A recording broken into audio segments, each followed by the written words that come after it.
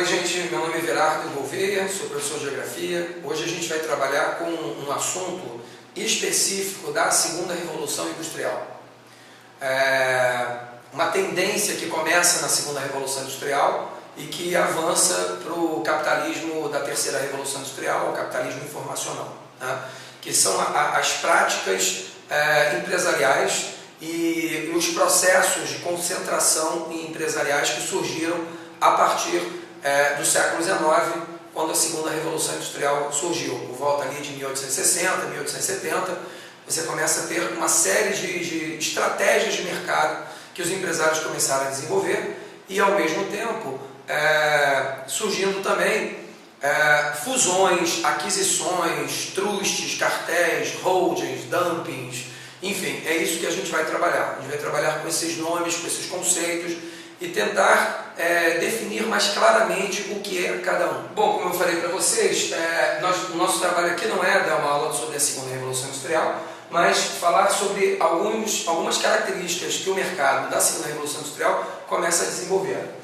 A primeira coisa que a gente não pode esquecer é que a segunda Revolução Industrial, que começa a partir lá da década de 1860, no século XIX, ela é marcada pela emergência do capitalismo financeiro, onde você passa a ter uma série de fusões entre capitais industriais e capitais bancários, né? Basicamente, capital financeiro na sua origem era isso, era o capital produtivo se fundindo ao capital bancário. E uma série de outras fusões também surgiram. Por quê? Porque a segunda Revolução Industrial é também um período onde o capitalismo monopolista emerge. Então a gente passa a ter uma série de concentrações empresariais surgindo. Então vamos ver as modalidades de concentrações e as estratégias de mercado que surgiram nesse período. Vamos começar pela mais simples, o monopólio. Todos conhecem o monopólio. Monopólio é quando você tem uma empresa, somente uma empresa, controlando um determinado mercado. Ou seja, aquela empresa oferece determinado serviço ou produz algum bem específico para aquele mercado e ela é única naquele mercado. Então isso constitui um monopólio. Por que isso é complicado para o mercado capitalista? Porque o mercado capitalista, nessa hora, ele perde o que há de melhor, que é a concorrência. A concorrência, ela estimula a competição, ela estimula a empresa a melhorar seus serviços, estimula os preços caírem, ou seja, ela é anti-inflacionária. A concorrência estimula a modernização dos serviços, a modernização tecnológica. E sem essa concorrência, sem esse ambiente de concorrência, o consumidor acaba sendo prejudicado. E os economistas, eles são muito preocupados com o bem-estar do consumidor. E o bem-estar do consumidor é justamente isso, ele encontrar produtos em quantidades para que todos que desejam comprar encontrem, a preços competitivos e a qualidades razoáveis. Quando você tem uma estrutura monopólica, tudo isso pode ser colocado em xeque. Veja bem, não é porque você tem uma estrutura monopólica que prejuízos ao consumidor serão produzidos, mas há uma grande probabilidade que isso ocorra. Monopólio natural. Monopólio natural é diferente de monopólio. O monopólio, ele, na maioria dos países, na maioria das legislações, ele é proibido. Ele é proibido por lei. Por quê? Porque ele incomoda o consumidor, ele prejudica a qualidade de vida do consumidor, o famoso bem-estar do consumidor. Aqui é diferente. O monopólio natural, ele é absolutamente legal. E quando é que ele pode ser entendido como monopólio natural? Você já reparou que alguns serviços que nós temos, normalmente até serviços públicos, são realizados apenas por uma empresa? Por exemplo, a Light. A Light é a única empresa que distribui energia na cidade do Rio de Janeiro e em boa parte do estado do Rio de Janeiro. Isso é um monopólio natural. Não é um simples monopólio, é um monopólio natural. Qual é a diferença entre monopólio e monopólio natural?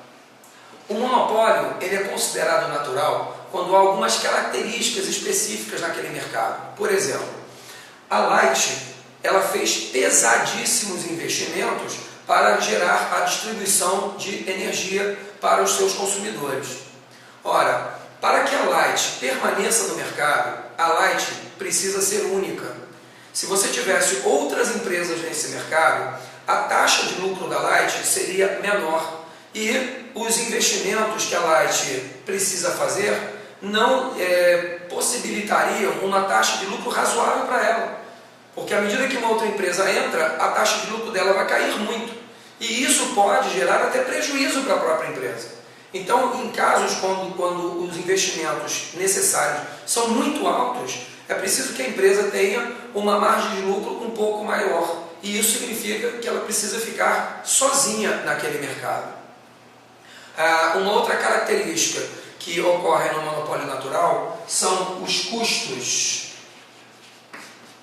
São os custos irrecuperáveis das empresas, que em inglês é chamado de sunk cost. O que são os custos irrecuperáveis?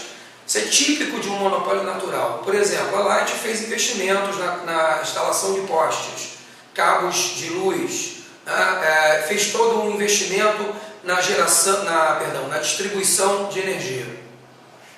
Se a Light for retirada do mercado, se ela sair do mercado, ela não vai poder reciclar esses investimentos, porque esses investimentos são específicos na distribuição de energia.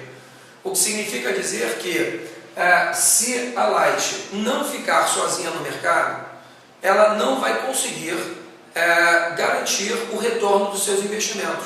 Porque simplesmente se ela sai do mercado e vai para outro mercado, ela não pode levar esses investimentos para outro mercado. Então ela precisa permanecer ali sozinha e por muito tempo naquele mercado. Isso é um típico monopólio natural. É claro que os monopólios naturais não são estáticos.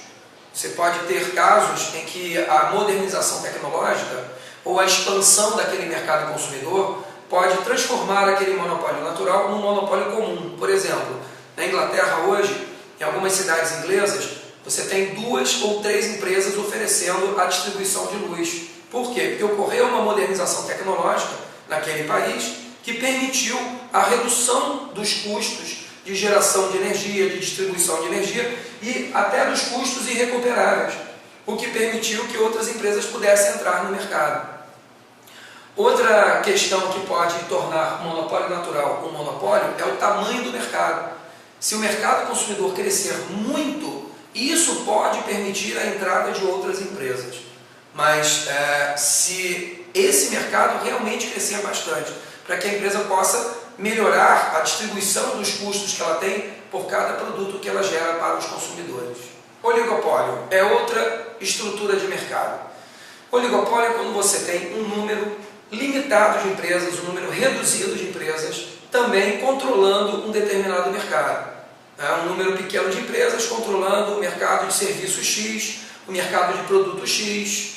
É ruim para o consumidor? Também é ruim para o bem-estar do consumidor. Mas, voltando ao que a gente trabalhou no monopólio, quando você tem uma estrutura oligopólica ou monopólica, não é que obrigatoriamente o consumidor saia prejudicado, mas há uma grande probabilidade que isso ocorra. Por isso, os órgãos de defesa do consumidor, no Brasil e em muitos países, procuram evitar processos excessivos de concentração empresarial, como, por exemplo, o que ocorreu entre a Sadia e a Perdigão. A Perdigão adquiriu a Sadia, foi um processo de aquisição. E dali nasceu a BR Brasil Foods, a famosa BR Foods, que hoje detém grande parte do mercado de carnes industrializadas e congeladas. O CAD, o Conselho Administrativo de Defesa Econômica, é o órgão mais importante do Brasil para evitar processos excessivos de concentração. E ele que analisa esses casos e vê ali se a concentração foi excessiva, se é preciso criar algum ajuste nessa concentração, se é preciso evitar essa concentração. Ele tem essa prerrogativa, ele tem esse poder de evitar essa concentração, ou até de aprová-la com algumas ressalvas ou sem ressalvas. Por quê? Porque isso pode prejudicar o consumidor. O oligopólio é um desses casos, né? Você pode ter ali prejuízos sérios à sociedade de consumo. Por quê? Porque você tem poucas empresas atuando naquele segmento de mercado. Bom, vamos agora a cartel. O cartel é uma prática de mercado. Nós vimos até agora monopólio, oligopólio, monopólio natural, são estruturas de mercado. Agora é uma prática de mercado, ou seja, são empresas que criam estratégias de atuação no mercado. Bom, o clássico cartel é quando as empresas combinam preços, quando há um conluio de preços. Elas fixam o preço em um determinado patamar. Para quê? Para controlar a taxa de lucro, obviamente que esse preço vai para cima, e eliminar a concorrência, tá? Ou seja, eliminar qualquer tipo de concorrência de preços. Claro que isso é uma prática ilegal. Em qualquer país existe legislação anti-cartel. É uma prática absolutamente danosa ao bem-estar do consumidor. Agora, o que é interessante você perceber é que o cartel ele não é praticado apenas pelo oligopólio. Muitas pessoas acham que só uma estrutura oligopólica consegue praticar cartel. Não. Você pode ter ali um número até bem grande de empresas praticando cartel. Por exemplo, aqui no Brasil é muito comum cartel de postos de gasolina. Você já teve um caso no Paraná há alguns anos que centenas de postos de gasolina, donos de postos de gasolina, se reuniram para determinar a formação de um cartel e o cartel foi feito. O CAD e a Polícia Federal mais tarde descobriram esse cartel porque fizeram escutas telefônicas e viram eles combinando preços. E uma das coisas mais interessantes quando você tem a descoberta do cartel é a traição de alguns que estão participando do cartel. E quanto maior o número de participantes do cartel, maior a probabilidade de traição. Tem sempre alguém ali que vai dizer não, chega na reunião, afirma que vai praticar o cartel e depois volta atrás e não pratica o cartel. E obviamente é ameaçado pelos que praticaram o cartel e depois recorre à polícia para se proteger. E aí o poder público acaba descobrindo que ocorreu a prática do cartel. Sempre há uma traição no processo de cartel. Mas o cartel, ele também é comum entre as grandes empresas. Até porque é mais fácil você praticar cartel quando você tem um número pequeno de empresas do que quando você tem um número muito pulverizado de empresas. E isso, essa é a grande preocupação que, por exemplo, os órgãos de defesa do consumidor têm quando você começa a ter processos de oligopólio, de formação de oligopólios. Porque a possibilidade de praticar um conluio de preços é muito grande quando a economia vai ficando extremamente oligopolizada. Vamos agora a dumping, também uma prática de mercado como o cartel. O dumping é quando você tem empresas ou uma empresa praticando preços muito baixos para que as outras empresas não ingressem naquele mercado ou simplesmente se retirem do mercado. Elas praticam preços que ou geram uma taxa de lucro muito baixa ou estão realmente tendo prejuízo. Claro que essas empresas que querem praticar prejuízo são empresas que têm um fôlego financeiro muito grande para ficarem ali alguns anos praticando preços muito baixos. Mas isso mostra para você que há uma estratégia de evitar que a empresa permaneça no mercado ou que ela não entre naquele mercado.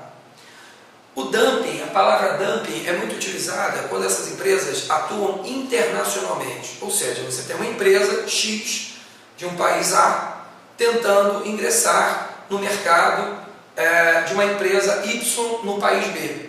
Então, essa prática é chamada, por exemplo, de dumping. Ou seja, a empresa do país B, a empresa Y no país B, reduzindo preços extraordinariamente e tentando evitar que a outra empresa X do país A ingresse naquele país. Então ela joga o preço lá para baixo e espera a empresa desistir de entrar. Ou se a empresa já entrou, espera a empresa se retirar do mercado. Interessante você perceber que essa prática de dumping ela tem algumas fases. Qual é a fase? A empresa ela tem um preço X. Quando ela percebe que a outra empresa vai entrar, ela joga o preço lá para baixo. Quando a outra empresa sai do mercado ou desiste de entrar no mercado, ela aumenta o preço de novo. Então você tem esse movimento. E é assim que os órgãos de defesa do consumidor percebem a prática do dumping.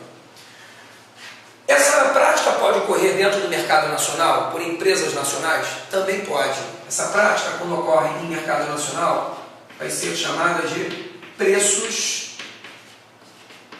predatórios. Preços predatórios. Ou seja, você está predando o mercado. Quando essa prática é internacional, é chamada de dumping. Quando ela atua em mercado nacional, é chamada de preços predatórios. Tá? Os americanos chamam de underselling. É a mesma coisa, é a tradução de preços predatórios.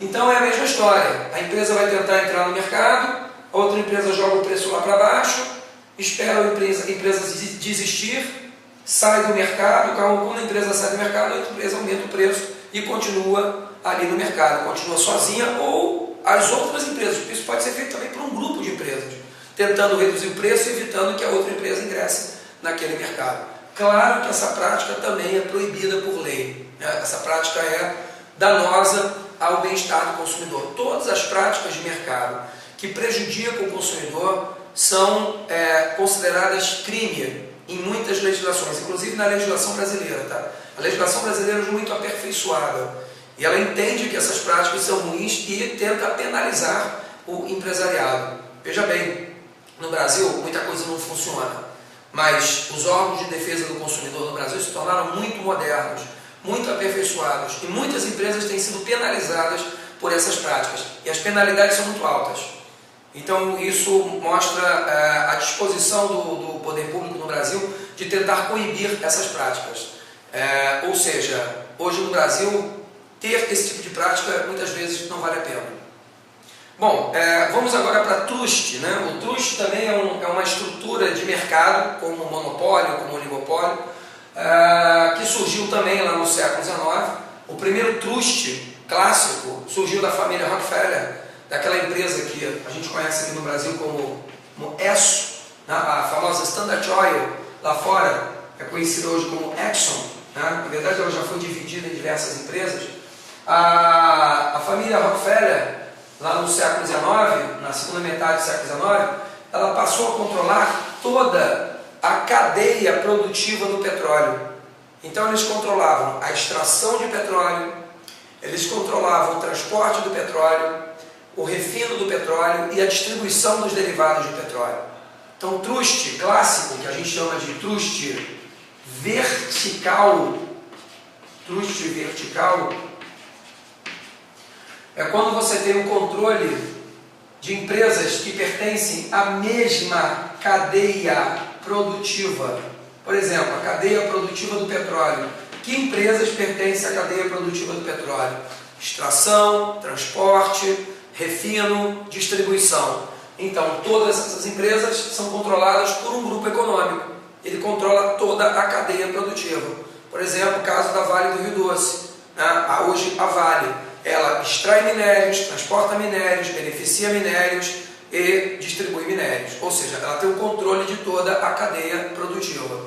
Então, ela também é um trust vertical. Tá? Mais recentemente, surgiu também o que a gente vai chamar de trust horizontal. O que é um trust horizontal? É simples. Trust horizontal é quando você tem empresas do mesmo ramo que resolvem se fundir ou há um processo de aquisição. Né? Quando você tem uma fusão, duas empresas estão dispostas a reunir os seus negócios, os seus ativos. Quando você tem um processo de aquisição, é uma empresa comprando a outra. Se essas empresas forem exatamente do mesmo ramo, se uma atuar no mercado X e a outra atuar no mercado Y, e se elas estiverem promovendo um processo de fusão ou de aquisição, elas formam um trust horizontal. Tá? É muito comum hoje a formação de trusts horizontais. Então veja bem, quando alguém falar para você em trust vertical ou em verticalização, é quando a empresa controla empresas da mesma cadeia produtiva. E trust horizontal é quando você tem aí fusão ou aquisição de empresas da mesma atividade, empresas do mesmo ramo de negócios. Ok? É ilegal essa prática? A princípio não. Ela só pode se tornar ilegal, ela só é considerada ilegal se ela gerar malefícios à sociedade de consumo. Então cabe aos órgãos de defesa do consumidor analisar se essas empresas estão ou não prejudicando o bem-estar do consumidor. Tá? Por exemplo, a Vale existe aí e o governo entende que a Vale não prejudica a sociedade de consumo. A própria Petrobras é um verdadeiro truste e não é uma prática ilegal. Ela controla a cadeia produtiva do petróleo. Outras empresas atuam também aqui no Brasil na cadeia produtiva do petróleo. Você tem outros trustes fora do Brasil, por exemplo. Eles não são considerados ilegais, desde que eles não prejudiquem a sociedade de consumo de maneira severa. Vamos agora à holding. Né? É mais uma estratégia de mercado, uma estratégia empresarial de atuação no mercado. Holding é simples. É quando você tem uma empresa, essa empresa que está aqui, ela tem o controle acionário de todas as outras, ou seja, ela detém a tomada de decisão dessas outras empresas aqui. Não obrigatoriamente no mesmo ramo, podem ser empresas de ramos completamente diferentes. E essa empresa, inclusive, foi criada, essa empresa que está aqui acima, ela foi criada para administrar as demais. Ela tem o controle acionário das demais e administra essas empresas aqui menores. Então, essa empresa aqui é a grande tomadora de decisão das outras empresas, onde ela tem aqui o controle das ações. Mas veja bem, elas não precisam pertencer ao mesmo ramo, elas podem ser de ramos completamente diferentes. Por exemplo, as empresas do Eike Batista são controladas por uma holding e elas atuam em vários negócios. O Eike Batista hoje tem empresa no setor de petróleo, o Eike Batista tem hoje empresas no setor de transporte, tem empresas, por exemplo, de logística, tem empresas, por exemplo, hoje no setor de mineração, tem empresas hoje no setor de turismo, ele até adquiriu o Hotel Glória, tem empresas, por exemplo, no setor de entretenimento, como o caso do Maracanã. Então, ele tem empresas de ramos completamente diferentes e administradas pela holding dele.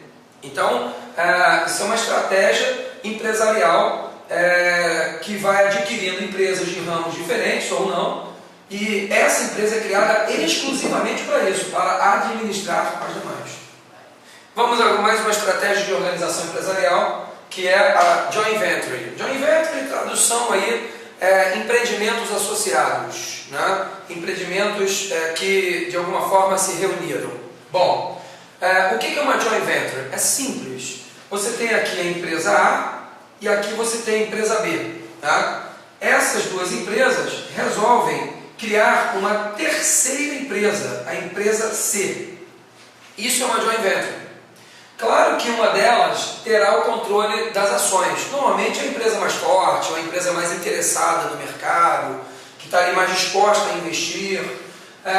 Essa empresa C é uma empresa, então, com ações da empresa A e de ações da empresa B.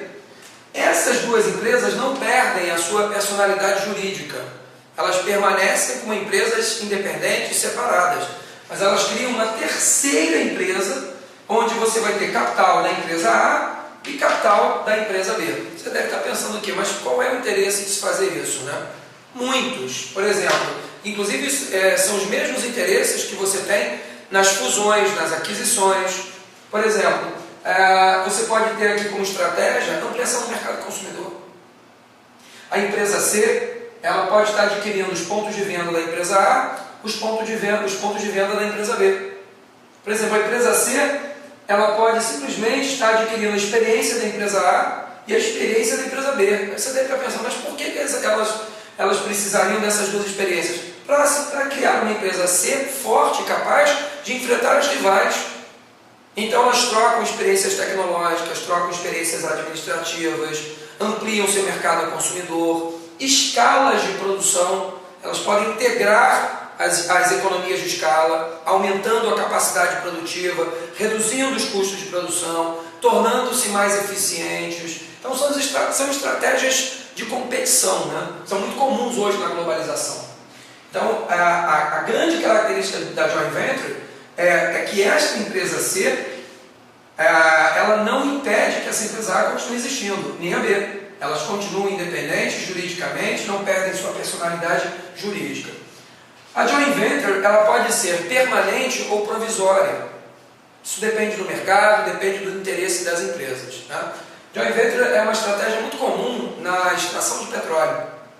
As empresas vão extrair petróleo em determinado bloco e sempre tem uma empresa ali mais interessada, mais especialista naquele tipo de exploração, e a empresa X vai lá e assume o controle do processo. Por exemplo, você tem hoje aí muitos poços de petróleo no Brasil, que a Petrobras ela tem 20% das ações, 10% das ações, e deixa as outras empresas ficarem à frente dos negócios. Normalmente quando os poços não são muito grandes, quando são poços de petróleo menores. Então a Petrobras entra com uma parte do dinheiro, entra com 10, 15% do investimento, e as outras empresas de petróleo mais interessadas entram com mais dinheiro, ficam ali explorando o petróleo, mas também com o apoio da Petrobras e de outras empresas maiores e até menores. Ou seja, quando a produção de petróleo acabar, essa joint venture é desfeita. Né? E assim eles dividem custos, dividem riscos, assim dividem experiências, compartilham experiências, e assim a empresa pode ganhar competitividade. Bom, última coisa que eu queria falar para vocês é um conceito que talvez te ajude a entender essas estratégias de mercado, essas práticas de mercado. Eu agora, quando eu falei de joint venture, eu falei muito em economia de escala. Deixa eu explicar para vocês o que é uma economia de escala, para que vocês possam ter um entendimento melhor. Veja bem, aqui eu tenho um gráfico, e aqui eu tenho o custo de produção, o custo de produzir, e aqui eu tenho a quantidade produzida. Não fique assustado, porque isso aqui é uma matemática simples. Então o que acontece numa economia de escala? Quando você faz o investimento e começa a produzir, o teu custo é alto. Mas à medida que você vai aumentando a tua produção, os custos vão caindo. Os custos tendem a cair. Isso é uma economia de escala. Economia de escala é quando a gente aumenta a capacidade produtiva e os custos começam a cair. Os custos de produzir mais uma unidade produtiva começam a cair. Nem sempre é assim, tá? Em muitos casos, você aumenta a capacidade produtiva e os custos começam a subir. Não é esse caso. Numa economia de escala, os custos diminuem à medida que você vai aumentando a escala de produção. Tá? Por exemplo, quando você tem fusões, aquisições de empresas, muitas empresas querem aumentar a sua economia de escala. Para quê? Para produzir a custos cada vez menores. Assim a gente encerra a parte das estratégias empresariais, das estruturas de mercado, que surgiram a partir da segunda Revolução Industrial e que tornaram o sistema capitalista um sistema caracterizado por grandes empresas, pelo domínio de grandes empresas no cenário global.